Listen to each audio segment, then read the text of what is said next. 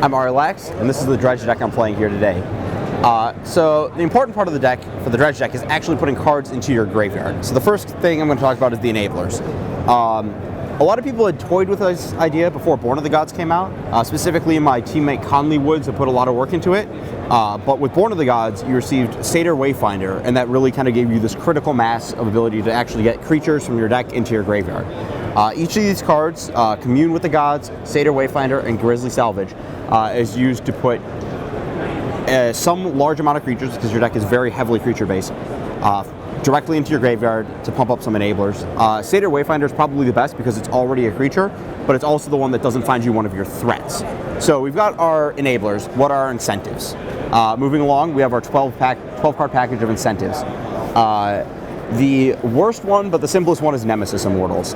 Very typically, this is a 2-mana 5/5, otherwise known as the new Tarmogoyf. The monster's ability often also costs, 2 to 4 mana to activate, so it very easily becomes a 10/10 and goes over the top of anything anyone else is playing in this format. Nighthowler is a very unique card. Bestow is a very powerful mechanic, just because of the way it interacts with removal. And Nighthowler is, in this deck, the best Bestow creature there could be. It's like a 6/6 for 4. So imagine you could play a 6/6 for 4 with Haste and Persist, or Undying more accurately, because it grows when the thing that it's on dies. How good would that be? And then we have the higher end enablers. We have Shadowborn Demon, which doesn't really get too much better with more creatures. You have a lot of fodder to sack to it between Wayfinders and your mana creatures, but it eventually turns into just a 5-mana 5/6 flying Necrotal, which is pretty good in this format. There's some things you do have to kill, like their flyers, it's nice to kill them. Master of Waves, nice to kill them. Stormbreath Dragon's Palukranos. It does not kill Desecration Demon, which is unfortunate, but the rest of your deck is pretty reasonable at handling that card. And then finally, we have Jarad, Golgari Lich Lord, which we originally had 1 in the deck, and moved up to 2 basically last night, and I have been astounded by how good it is. It ends up in the graveyard with your Communes and your Grisly Salvage and your Wayfinders. You just sort of get it back in the late game. The most common thing I've used it as is just you can float your mana off the lands you're going to sack. So you tap your lands for mana, sacrifice 2 of them, return it to your hand, cast it, and you can just sort of set up this turn where it's 4 mana to cast, 3 mana to sacrifice the Nighthowler and deal approximately 10-ish damage to them, which usually ends the game. Worst case scenario, he can come back as another copy of Nighthowler. He's a big threat on the same sort of growing axis, so that's been very impressive as well. Moving along, we have to have some kind of filler creatures, so we have some other additional sort of threats that kind of work with our curve. We have Lotleth Troll, which looks like it is an enabler, but not really, because you usually want to cast most of your creatures. It does regenerate, and importantly, it has Trample to suit up a Nighthowler on it and get through for damage even through chump blockers. Herald of Torment also offers some of a similar angle. Giving a Nemesis or Nighthowler flying is really big. Again, it's sort of, you'll notice these filler threats are designed in order to make your actual threats better, but they're also fine on your own. So, we've talked about this deck so far, and we've mentioned some creatures, but you really need a critical mass of around minimum 28 creatures in your deck for this deck to really work. So you play a bunch of mana guys. We have 4 Elvish Mystic, 4 Sylvan Caryatid, and 2 Deathrite Shaman. Deathrite is enabled by our 12 mill cards, so it's not always a Llanowar Elf, but it's pretty close, and the other abilities are obviously great. So we're the closest to being a Deathrite Shaman deck that you can be in this format. Mystic is Elvish Mystic. It's very good.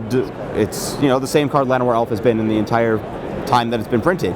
And Caryatid's a bit slow, but it blocks a few things pretty well, notably like Rakdos Cacklers. And the ability to add black mana really helps when you have cards like Nighthowler that are double black and Demon that are double black to ensure that your mana works.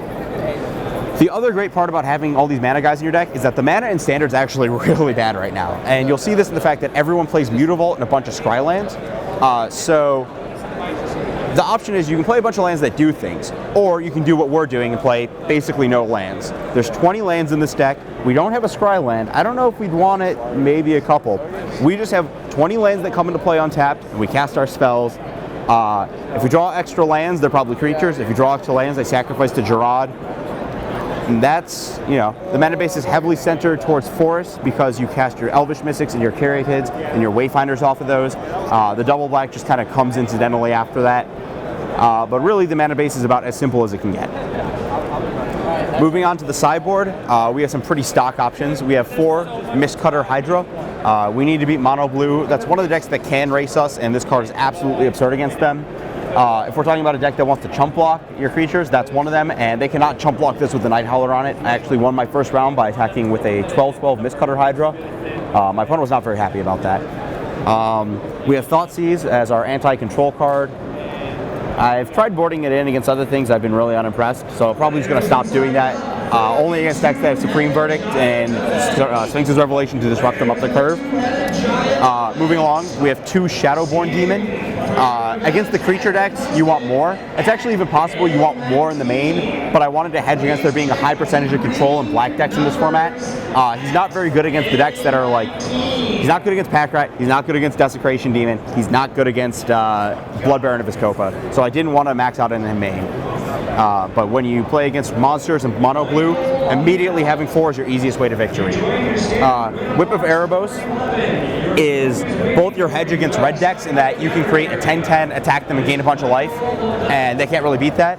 And it also helps against the grindy black decks in terms of rebuying Nighthowlers, getting in a bunch of damage, and they eventually can't kill it, so they can't beat it.